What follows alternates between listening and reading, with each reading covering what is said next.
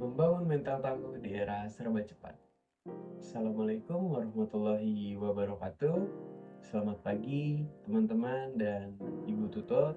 Bagaimana kabar hari ini? Semoga kita diberi kesehatan dan semangat dalam mata kuliah sesi ini. Pertama-tama kita harus bersyukur karena masih ada waktu untuk berkumpul dan berbicara mengenai hal yang penting. Hal ini terjadi di sela-sela padatnya kuliah, padatnya pekerjaan, dan kadang-kadang kita berpikir tentang masa depan. Teman-teman, kita berada di zaman yang sangat cepat sekarang ini.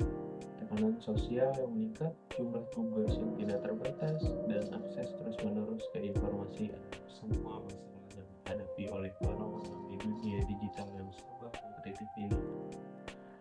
Ada saatnya kita merasa kepala kita akan meledak. Oleh karena itu, kita membutuhkan ketahanan mental dan menjaga mental agar kita tidak jatuh, tidak stres, dan tetap waras di dunia yang penuh tantangan ini. Baik teman-teman, data menunjukkan bahwa mahasiswa dan karyawan muda di Indonesia mengalami tingkat stres yang cukup tinggi. Jurnal Psychasia menemukan bahwa antara 36 dan 71% mahasiswa mengalami stres akademik. Penelitian yang diterbitkan oleh jurnal Unica menemukan bahwa lebih dari 43% dari 271 mahasiswa yang disurvei mengalami stres ringan hingga berat selama pandemi. Selain itu, menurut penelitian di PubMed, sekitar 5,6% remaja Indonesia berusia 18 hingga 24 tahun mengalami depresi.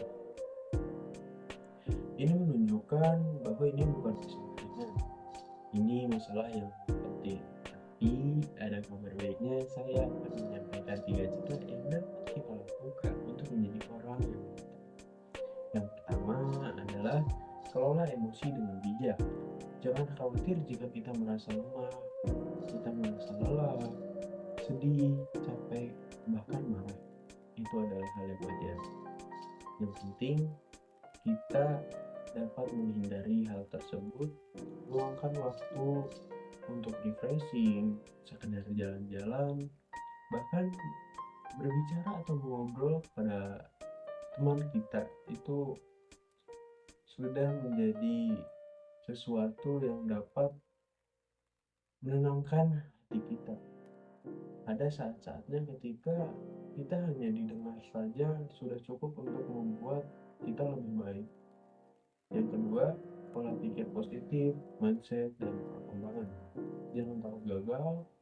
Ingatlah bahwa orang yang sukses juga pernah jatuh. Mereka berubah karena mereka belajar dari kesalahan. Alih-alih mengatakan aku nggak bisa, coba katakan aku belum bisa. Meskipun kata belum itu kecil, namun mempunyai harapan yang besar. Yang ketiga, cari dukungan sosial. Ya, kuat dan jangan pergi sendirian. Bukan tanda lemah untuk berbicara dengan teman, sahabat, atau bahkan mentor. Sebaliknya, itu menunjukkan bahwa kita berani terbuka, kita dapat bangkit dari tekanan lebih cepat jika kita berada di lingkungan yang tepat. Selain itu, menjaga keseimbangan hidup. Batasi scroll media sosial, jangan lupa istirahat, dan beri waktu luang untuk diri sendiri. Kadang kita terlalu sering mengejar banyak hal sampai kita lupa bahwa diri kita juga perlu diurus. Teman-teman, kita tidak dapat mengendalikan dunia agar melambat, tetapi kita dapat mengendalikan diri kita agar lebih kuat. Meskipun dunia berubah dengan cepat, kita tidak kita minta. Mulailah dengan hal-hal kecil, seperti jujur pada diri sendiri, kita belajar lebih bersyukur dan tidak takut meminta bantuan. Di zaman yang sangat cepat ini, orang yang paling sukses bukan mereka yang paling sibuk.